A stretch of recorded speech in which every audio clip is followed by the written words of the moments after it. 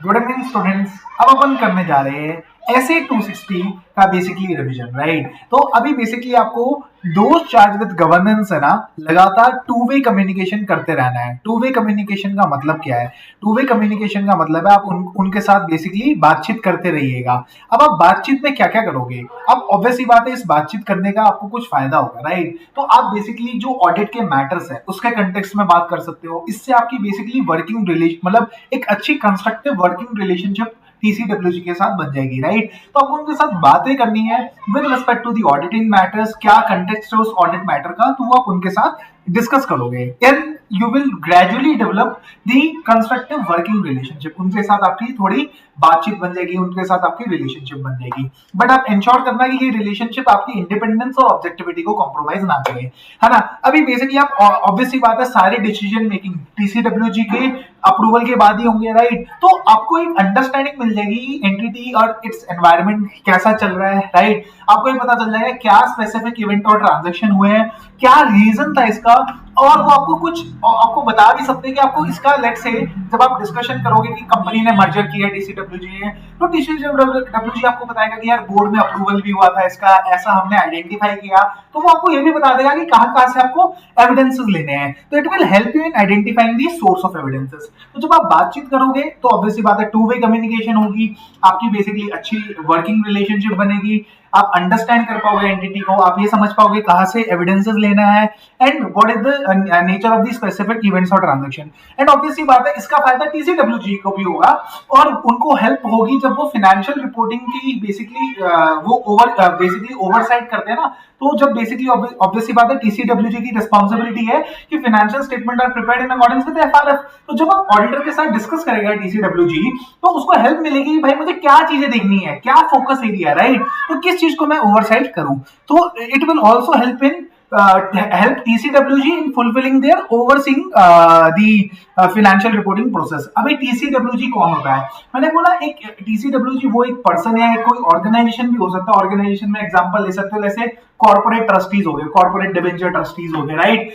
तो आप बेसिकली समझे कि एक ऐसा पर्सन या ऑर्गेनाइजेशन है जो रिस्पॉन्सिबल है फॉर द स्ट्रैटेजिक डायरेक्शन को ओवरसी करने के लिए। बेसिकली देखो, डायरेक्शन बनाती है मैनेजमेंट, राइट, बट उसको ओवरसी, उसको लुक आफ्टर करने के लिए ऑडिट कमेटी या टीसीडब्ल्यूजी होता है। तो they have to oversee the strategic direction और द फाइनेंशियल रिपोर्टिंग प्रोसेस।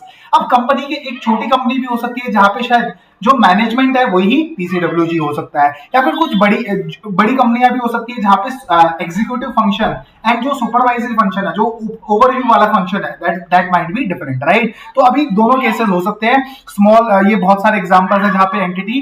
तो बेसिकली देखो टीसीडब्ल्यूजी कौन होता है? जो बंदा ओवरसी करता है द स्ट्रेटेजिक डायरेक्शन और द फाइनेंशियल रिपोर्टिंग प्रोसेस। ये अपन को कॉन्सेप्ट आ गया समझ। लेकिन अगर समझ लो किसी सिचुएशन में आपको ये समझ नहीं आ पा रही कौन मेरा टीसीडब्ल्यूजी है, कौन ओवरसी करता है, तो जिसने आपको एंगेज किया ना, आप उससे पूछो कि भाई कौन basically auditor have to discuss with the engaging party कि भाई मुझे कैसे किससे कम्युनिकेट करना है। जो बेसिकली रिक्वायरमेंट्स है एज पर ऐसे 260, वो मैं किससे कम्युनिकेशन करूं, मैं टू वे कम्युनिकेशन किससे बात करूं, तो वो आपको उससे पूछना पड़ेगा। एंड बेसिकली आपको उनके साथ कम्युनिकेशन करनी पड़ेगी। तो टीसीडब्ल्यूजी कौन है? वो बंदा जो कि स्ट्रेटेजिक डायरेक्शन को ओवरसी करता है। Very important, he does not make the direction but he overseas the strategic direction. अभी ऑडिटर का क्या ऑब्जेक्टिव है? ऑब्वियसली बात है आपको टू वे कम्युनिकेशन करनी है विद द टीसीडब्ल्यूजी, जिसमें बेसिकली वो टीसीडब्ल्यूजी को बताएगा कि मेरी रिस्पॉन्सिबिलिटीज ये है, व्हाट इज माय स्कोप, मैं किस फ्रेमवर्क के अंदर ऑडिट करूंगा, यूएस गैप में करूंगा, आईएफआरएस में करूंगा, and what will be timing of my audit, right. अब बेसिकली ऑब्वियसली बात है, so the objective of this standard is to communicate with TCWG क्या? तीन चीजें। First is the responsibility of the auditor, second one is the planned scope and timing of the audit, है ना। तो scope and timing भी मैं उससे बताऊंगा। अगर मान लो ऑब्वियसली बात है जब हम बातचीत करेंगे तो कुछ रेलेवेंट इंफॉर्मेशन टीसीडब्ल्यूजी मुझे डायरेक्टली दे सकता है। So we can so the objective when we will discuss this ISA is to obtain in relevant information from the TCWG. And आप टीसीडब्ल्यूजी को टाइमली बेसिस पे ऑब्जर्वेशन बताइए, है ना। आप उनको टाइमली बेसिस पे ऑब्जर्वेशन बताइए ताकि वो उसे बेसिकली ओवरसी कर पाए at the time of their financial reporting review, right. तो provide TCWG on the timely basis observations that are significant and which are relevant to their responsibility to oversee the financial reporting process. And आपको two way बातें करनी है with between the auditor and TCWG, there should be a effective communication. तो objective क्या है standard के, तो वो बहुत सिंपल सी बात है। पहला ऑब्जेक्टिव है कि आप TCWG को कम्युनिकेट करें what are your responsibility, what is the scope, what is the timing. Then आप उससे कोई इंफॉर्मेशन लेनी है तो आप उसी बातचीत के थ्रू आप पता लगा लीजिए कि कौन से सोर्स से आपको वो इंफॉर्मेशन मिल जाएगी, राइट, जो अभी अपन ने ऊपर पॉइंट पढ़ा। एंड देन आपको ऑब्जर्वेशन उन्हें बतानी है ताकि वो अपने जब ओवरसाइट कर रहे हैं फाइनेंशियल रिपोर्टिंग का तो उसको माइंड में रखे। And there should be effective two way communication, ये अपन ने समझ आ गया। अभी बेसिकली आप समझो what are the matters to be communicated by the auditor to those charged with governance. तो कैसी चीजें आप उन्हें बताओगे, तो ऑब्वियस सी बात है आप सबसे पहले उन्हें बताओगे what is my responsibility, what is the scope of this audit, scope and timing of this audit, जो अपन ने ऊपर पढ़ा, राइट। तो आपको उन्हें अपनी रिस्पांसिबिलिटी बतानी है कि उन्हें आप ये बोलोगे कि भाई जो मेरा काम है ओपिनियन देना ऑन दी फाइनेंशियल स्टेटमेंट्स, लेकिन ये जो मेरा काम है वो आपको डिस्चार्ज नहीं करता आपके काम करने से, राइट। तो आपको अपना काम करना है, आपको अपने फाइनेंशियल स्टेटमेंट्स का रिव्यू करना है। So audit of the FS does not relieve management और TCWG। तो कहने का मतलब क्या है, मेरा काम है ओपिनियन देना ऑन दी फाइनेंशियल स्टेटमेंट। अभी मैं scope and timing of the audit में बताऊंगा कि मैंने इस ऑडिट में क्या सिग्निफिकेंट रिस्क है, ऐसी रिस्क जो कि मुझे लगता है कि बहुत इंपॉर्टेंट है इस ऑडिट में एज पर SA 315, राइट। तो सिग्निफिकेंट रिस्क मैं बताऊंगा कि भाई देखो ये मुझे लगता है यहाँ पे फ्रॉड हो सकता है, तो this is a significant risk, right, for me. तो बेसिकली मैं उन्हें बताऊंगा व्हाट इज द एरिया जहां पे मैं सिग्निफिकेंट रिस्क वाली टेस्टिंग करना चाह रहा हूँ। मुझे ऐसा लगता है परसेंटेज ऑफ कंप्लीशन में मैनेजमेंट मैनिपुलेट कर सकता है, तो that is a significant risk for me as a auditor, right. तो मैं उन्हें रिस्पांसिबिलिटी बताऊंगा, then scope and timing of the audit जहां पे मैं डिस्कस करूंगा what is my significant risk for this audit. Then third is what are the significant findings from my audit, जिसमें अपन सबसे पहले बात करेंगे कि क्या कंपनी की जो अकाउंटिंग पॉलिसीज है, प्रैक्टिसेस है, क्या वो हमें सही लगती है।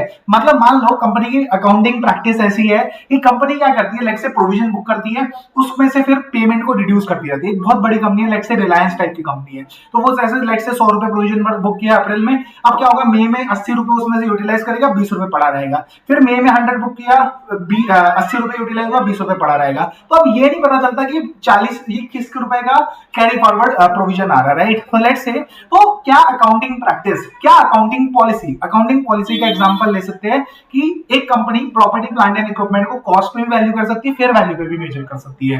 तो कंपनी कौन सी अकाउंटिंग पॉलिसी यूज कर रही है, रीवैल्यूएशन मॉडल यूज कर रही है, कॉस्ट मॉडल यूज कर रही है। तो क्या उनकी अकाउंटिंग पॉलिसी यूज मतलब सही है ना। एंड अगर आप देखोगे क्या वो अकाउंटिंग प्रैक्टिस एक्सेप्टेबल है under the particular circumstance of the entity, क्या सिमिलर इंडस्ट्रीज में ऐसी प्रैक्टिसेस फॉलो की जाती है। तो आप पहले उनसे बेसिकली बात करोगे कि क्या आपकी जो अकाउंटिंग प्रैक्टिसेस है क्या आपको वो सही लगती है, आप अपना ऑडिटर के रूप में व्यू दोगे, राइट। क्या सिग्निफिकेंट डिफिकल्टीज आपको एनकाउंटर हुई ड्यूरिंग द ऑडिट, एंड आपने क्या मैटर्स डिस्कस किए मैनेजमेंट के साथ। ऑब्वियसली बात है अगर मैनेजमेंट ही TCWG है तो आपको वापस से उनके साथ ही डिस्कशन करने की जरूरत नहीं है, लेकिन अगर मान लो management is different from the TCWG then you should discuss what are the significant matters discuss with management, and क्या रिटर्न रिप्रेजेंटेशन आप एज ऑडिटर मांग रहे हो उनसे, राइट। एंड ऑब्वियसली बात है कौन से ऐसे सर्कमस्टांसेस है जो इस ऑडिट में आपने एनकाउंटर किए जिसकी वजह से आपको लगता है आपको अपनी ऑडिट रिपोर्ट का जो फॉर्म एंड कंटेंट है उसे चेंज करना पड़ेगा, मतलब आपको EOM पैराग्राफ डालना पड़ेगा या लेट्स से क्वालिफाइड ओपिनियन देना पड़ेगा, कुछ ऐसी चीजें तो नहीं है ना, या फिर कुछ ऐसा सिग्निफिकेंट मैटर जो कि आपको की नजर में ऐसा इतना इंपॉर्टेंट है, मतलब ऑडिटर की नजर में इतना इंपॉर्टेंट है कि उस पर ओवरसाइट होना चाहिए ऑफ दी TCWG। तो बेसिकली क्या है, आपको रिस्पांसिबिलिटी बतानी है, plan, scope and timing of the audit, then significant findings. Significant findings में आप क्या क्या बताओगे, आप उन्हें बताओगे क्या क्वालिटेटिव एस्पेक्ट्स है, क्या कंपनी की जो अकाउंटिंग पॉलिसीज है, प्रैक्टिसेस है, क्या as per the industry trend है या नहीं है ना। क्या सिग्निफिकेंट डिफिकल्टीज आपको फेस करनी पड़ी है, अगर मैनेजमेंट डिफरेंट है TCWG से तो आपको बेसिकली बताना पड़ेगा क्या मैटर्स, मेरे सिग्निफिकेंट मैटर्स डिस्कस हुए मैनेजमेंट के साथ, उनके लिए मैं क्या रिप्रेजेंटेशन मांग रहा हूं मैनेजमेंट से, एंड कौन से ऐसे सर्कमस्टांसेस है that will impact my form and content of the audit report and any other significant matter, उनके साथ बेसिकली मैं डिस्कशन कर लूंगा। अभी in case of listed entity very very important, ये सिर्फ लिस्टेड एंटिटीज के केस में मुझे अपनी इंडिपेंडेंस के बारे में भी कम्युनिकेशन करनी पड़ती है विद TCWG, जहां पे बेसिकली मैं उन्हें बताता हूं कि भाई मेरी जो एंगेजमेंट टीम थी, जो मेरे अदर्स इन द फॉर्म है, मतलब अदर पार्टनर्स, अदर जो मेंबर्स हैं इन द फॉर्म या फिर network firms, they have complied with the ethical requirements including independence। जब अपन ऐसे 220 पढ़ते हैं तो अपन ने वहां पे पढ़ा था एंगेजमेंट पार्टनर की ये रिस्पॉन्सिबिलिटी है, एंगेजमेंट पार्टनर की ये रिस्पॉन्सिबिलिटी है कि that firm and its personnel are complying with the ethical requirement including independence for an engagement. ये अपन ने ऐसे 220 में पढ़ा था। तो ये आपको कम्युनिकेट भी करना पड़ेगा दो चार्ज विद गवर्नेंस को कि भाई साहब हम आपकी एंटिटी से सफिशिएंटली इंडिपेंडेंट है। एंड आप वो भी बताओगे कि what has been the relationship between the firm, its network firm and the entity, कितने की ऑडिट फीस ली है, कितने के नॉन ऑडिट एंगेजमेंट्स की है, ठीक है। तो आपको बताना पड़ेगा what is the relationship, business relationship I mean, ठीक है, between the firm, network firm and the entity, and what is the कितना इंपैक्ट है इसका ऑन द इंडिपेंडेंस, एंड आपने कितनी टोटल फीस चार्ज करी है for audit and non assurance services, right, non audit services, right. तो आपको basically आपको उसका बाइफर्केशन देना पड़ेगा। आपको ना जो बाइफर्केशन देना ऑडिट और नॉन ऑडिट, उसमें आपको ये भी बताना है कि किस नेचर की सर्विसेज है। तो these fees shall be allocated two categories, क्या ये टैक्सेशन की है, क्या ये कंसल्टेंसी की है, क्या इंटरनल प्रोसेसेस बनाने के लिए पैसे दिए गए हैं। क्योंकि देखो अगर टैक्स के लिए आप पैसा दे रहे हो तो शायद वो इतना कॉन्फ्लिक्ट में नहीं होगा, राइट, लेकिन अगर आप प्रोसेसेस बनाने के लिए पैसा दे रहे हो तो वो ज्यादा कॉन्फ्लिक्ट में है। तो आपको ये समझना पड़ेगा कि किस चीज के लिए नॉन ऑडिट सर्विसेज के लिए पैसा दिया गया है। तो बेसिकली आप एक समरी बनाते हैं, इसके लिए प्रॉपर प्रेजेंटेशन जाती है टू द TCWG कि भाई मेरी ऑडिट सर्विसेज का पैसा इतना है, टैक्सेशन का इतना है, कंसल्टिंग का इतना है, और मुझे नहीं लगता कि इसकी वजह से मेरी कोई इंडिपेंडेंस हैम्पर होती है, ठीक है। तो अभी आपको ये देना है, और फिर आपको बेसिकली अभी आपको बेसिकली ऑब्वियस सी बात है, जब आप कम्युनिकेशन करोगे तो आपको ट्राई करना है कि it should be in writing, right. The auditor have to, मतलब ट्राई करना चाहिए कि वो कम्युनिकेशन करे राइटिंग में, है ना, what are the significant findings and what is the professional judgement. और ओरल मतलब ऑब्वियस सी बात है, देखो ओरल भी कर सकते हो, रिटर्न भी कर सकते हो, but it should B tried कि हाँ आप रिटर्न कम्युनिकेशन करो, ठीक है। आपको basically significant findings return communication के थ्रू बतानी चाहिए, एंड आपको ऑडिटर इंडिपेंडेंस भी बताना है, वो भी अपन ने ऊपर पढ़ी लिया है। एंड ऑब्वियस सी बात है, आपको देखना पड़ेगा कि किस फॉर्म में आपको कम्युनिकेट करना है, क्या कब कम्युनिकेट करना है। एक प्लानिंग फेज पे कम्युनिकेट करना पड़ेगा, जहाँ पे आप बताओगे what is the plan, scope and timing of the audit, and आपको क्लोजिंग फेज में बताना पड़ेगा कि भाई मेरी ये सिग्निफिकेंट फाइंडिंग्स है। तो आपको what is the form, what should be the form, what should be the timing, and what is the content that should form part of my communication, क्या क्या significant findings डालूं, right। एंड आपको देखना है कि ऑब्वियसली बात है, there should be a two-way communication between the auditor and the TCWG, and that should be adequate for the purpose of the audit।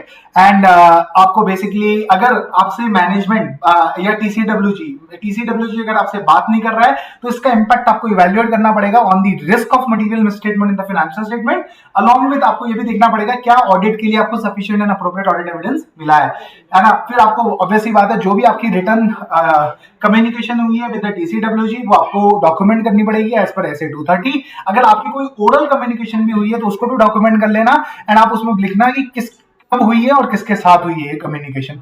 तो बेसिकली आपको कम्युनिकेशन करते रहना है ना। उसमें आप क्या क्या बताओगे, व्हाट शुड बी, आपको ये डिसाइड करना पड़ेगा what should be the form, what should be the timing, and what should be the content of the communication. उसमें आप सिग्निफिकेंट फाइंडिंग्स भी डाल सकते हो, राइट। एंड आप बेसिकली ऑब्वियसली बात है, इसको आपको राइटिंग में कम्युनिकेट करना चाहिए regarding the significant findings, and आप ऑब्वियसली बात है ओरल भी आप कम्युनिकेशन कर सकते हो। तो this is all for SA 260, right. So this is what we have covered. Thank you and have a good day. Bye.